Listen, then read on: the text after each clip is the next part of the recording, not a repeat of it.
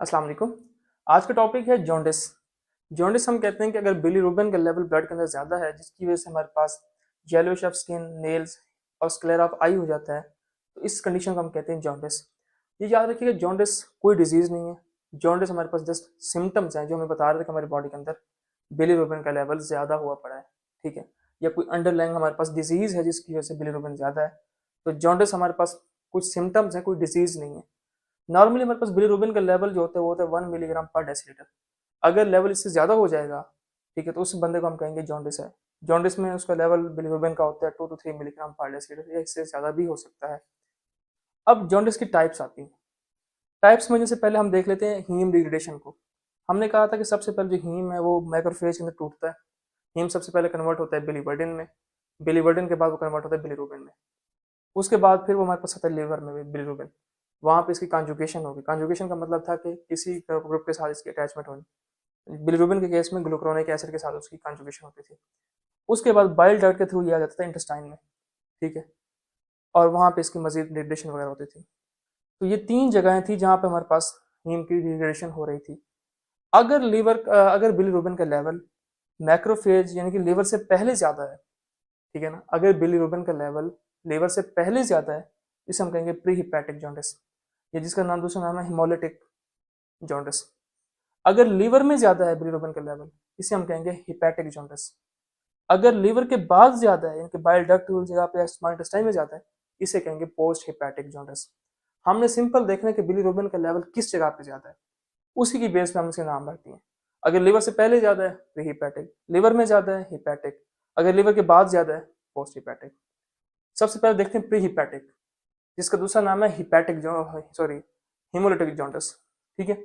इसमें याद रखिएगा कि हमारे पास बिलीरुबिन का लेवल कॉन्जुगेशन से पहले ज़्यादा है, यानी कि लीवर में आने से पहले ज़्यादा है, ठीक है। तो लिहाजा हम कहते हैं कि अनकॉन्जुगेटेड जो बिलीरुबिन है वो अकामुलेट होगा प्री हिपैटिक या हिमोलिटिक जो हमारे पास जॉन्डिस है उस केस में।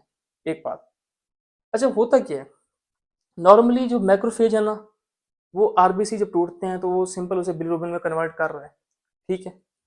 लेकिन कुछ कंडीशन हमारे पास ऐसी हैं जिसमें आरबीसी ज़्यादा टूटते हैं, जैसे हमारे पास सिकल सेल एनीमिया है, पायरुवेट काइनेज डेफिशिएंसी एनीमिया है, ग्लूकोज 6 फॉस्फेटडिहाइड्रोजनेज डेफिशिएंसी जब होगी, इन तीनों के केसेस में आरबीसी ज़्यादा से ज़्यादा टूटेंगी। जब आरबीसी ज़्यादा से ज़्यादा टूटेंगी तो मैक्रोफेज उन्हें ज़्यादा से ज़्यादा कन्वर्ट कर देगा हमारे पास बिलीरुबिन में।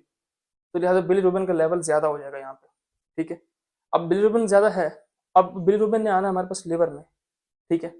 लिवर ने कॉन्जुगेशन करनी है, उसके बाद फिर जो उसने सिंपल बॉडी से एक्सक्रीट आउट करवा देना स्मॉल इंटेस्टाइन के थ्रू। लेकिन लीवर की कैपेसिटी है वो एक हद तक आरबीसीज को सॉरी बिलीरुबिन को कॉन्जुगेट कर सकता है, एक हद तक। लीवर की कैपेसिटी है रोजाना की 3000 मिलीग्राम पर डेसीलीटर, यानी कि 3000 तक वो बेसिकली बिलीरुबिन का लेवल है मिलीग्राम पर डेसीलीटर, उसको वो कॉन्जुगेट कर सकता है। उससे अगर ज्यादा होगा वो नहीं करेगा, ठीक है। लेकिन इन जो कंडीशन है हमारे पास सिकल सेल एनीमिया है, पायरुवेट काइनेज डेफिशिएंसी है, ग्लूकोज 6 फॉस्फेटडिहाइड्रोजनेज डेफिशिएंसी है, इसमें जो बिलीरुबिन का लेवल होगा ना वो 3000 से ज्यादा हो जाएगा। मिसाल के तौर पे 10,000 हो गया, ठीक है। तो लिवर कहेगा भाई मैं सिर्फ 3000 कर सकता हूँ, 7000 जो एक्स्ट्रा वो मैं नहीं कर सकता। तो लिहाजा वो 7000 हमारे पास मैक्रोफेज के अंदर अकामुलेट हो जाएगी बिलीरुबिन, ठीक है, यानी कि अनकॉन्जुगेटेड बिलीरुबिन का लेवल ज्यादा होगा। तो इस तरह के हम जॉन्डिस को हम कहते हैं pre hepatic jaundice. Simple, liver से पहले अगर बिलीरुबिन का लेवल ज़्यादा है वो है प्री हिपैटिक या हिमोलिटिक। हिमोलिटिक इसलिए क्योंकि इन हिमोलिसिस इन तीनों की वजह से हिमोलिसिस होती है आरबीसीज, और हिमोलिसिस की वजह से बिलीरुबिन का लेवल ज़्यादा है, तो इसका नाम है हिमोलिटिक एनीमिया। और लिवर से पहले तो प्री हिपैटिक बिलीरुबिन एनीमिया कह गया सॉरी जॉन्डिस, ठीक है। तो मोर देन 3000 मिलीग्राम पर डेसीलीटर बिलीरुबिन जो है वो कर हो जाता है, उससे ज़्यादा हो जाता है बिलीरुबिन हिमोलिटिक एनीमिया में। तो लिहाजा लिवर जो है वो फेल हो जाता है कॉन्जुगेशन करने में, तो हमारे पास अनकॉन्जुगेटेड बिलीरुबिन का लेवल ज़्यादा होता है। अब हमें किस तरह पता लगेगा इस बंदे के अंदर जॉन्डिस है या नहीं है?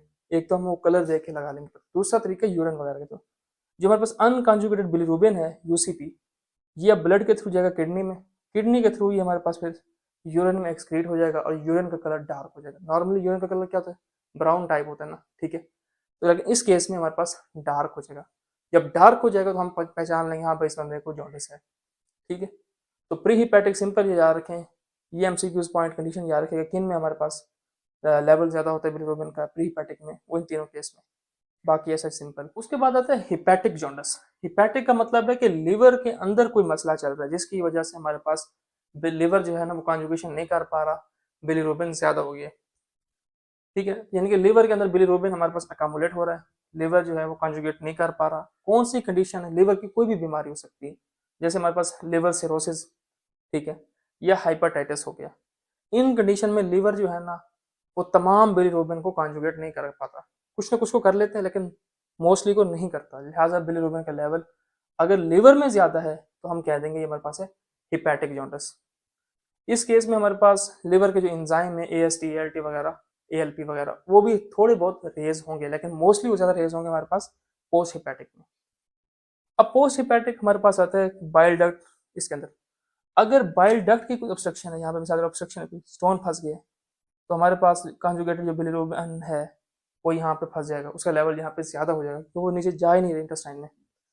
तो पोस्ट हिपैटिक या ऑब्स्ट्रक्टेड जॉन्डिस में ये होता है कि बाइल डक्ट के अंदर हमारे पास कॉन्जुगेटेड बिलीरुबिन अकामुलेट हो रहा है।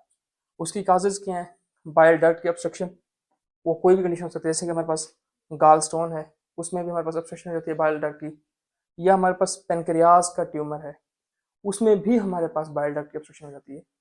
तो इन कंडीशंस में हमारे पास बिलीरुबिन का लेवल यहाँ पे ज़्यादा हो जाएगा। अगर बिलीरुबिन का लेवल यहाँ पे ज़्यादा होगा तो इसे हम कहेंगे पोस्ट हिपैटिक। ठीक है, क्योंकि ये ऑब्स्ट्रक्शन की वजह से ज़्यादा हुआ है, इसको हम ऑब्स्ट्रक्टिव जॉन्डिस भी कहते हैं।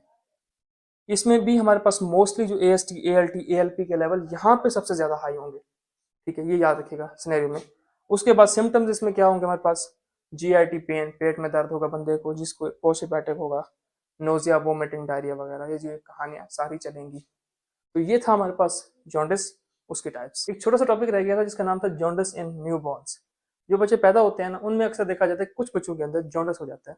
उसकी रीजन ये होती है कि जो बच्चे पैदा होते हैं ना उनमें एंजाइम, जो हमने लीवर का पढ़ा था एंजाइम जो कि कॉन्जुगेशन कर रहा था बिलीरुबिन, UDP, ग्लूकोसाइल ट्रांसफरेज, जिसको हम सिंपल UGT भी कहते थे, उसके लेवल कम होते हैं। ठीक है, बर्थ के ऊपर। उसकी रीज़न ये होती है कि हमारे पास पैदाइशी तौर पर ही उसके जो एंजाइम है उसके लेवल कम होते हैं, और वो एंजाइम के जो लेवल है वो आहिस्ता आहिस्ता इंक्रीज करते हैं। ठीक है, यानी कि पैदाइश के 4 वीक तक उसके जो एंजाइम है वो लेवल जाके बराबर होता है। यानी कि जितना लेवल UGT का एडल्ट्स में है, बच्चे के अंदर 4th वीक में जाके वो बराबर होते हैं।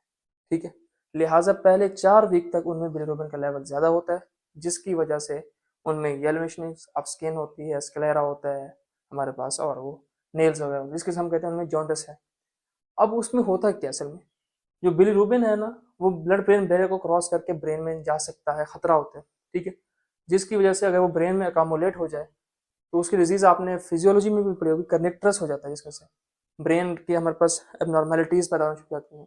ठीक है, मेंटल रिटार्डेशन हो जाती है। तो लिहाजा हमने उससे बचाना है बच्चे को। ठीक है, तो लिहाजा उसकी ट्रीटमेंट सिंपल हम ये करते हैं कि जो बच्चा होता है ना उसे जिस तरह आप भी डायग्राम देखें ब्लू फ्लोरेसेंट लाइट के अंदर रखते हैं, जिसकी वजह से सिंपल ये होगा कि हमारे पास जो बिलीरुबिन है वो हमारे पास पोलर और वाटर सोलुबल कंपाउंड में कन्वर्ट हो जाता है, जिसकी वजह से वो अब बाइल के थ्रू एक्सक्रीट हो सकता है। तो ये था जॉन्डिस इन न्यूबॉर्न्स।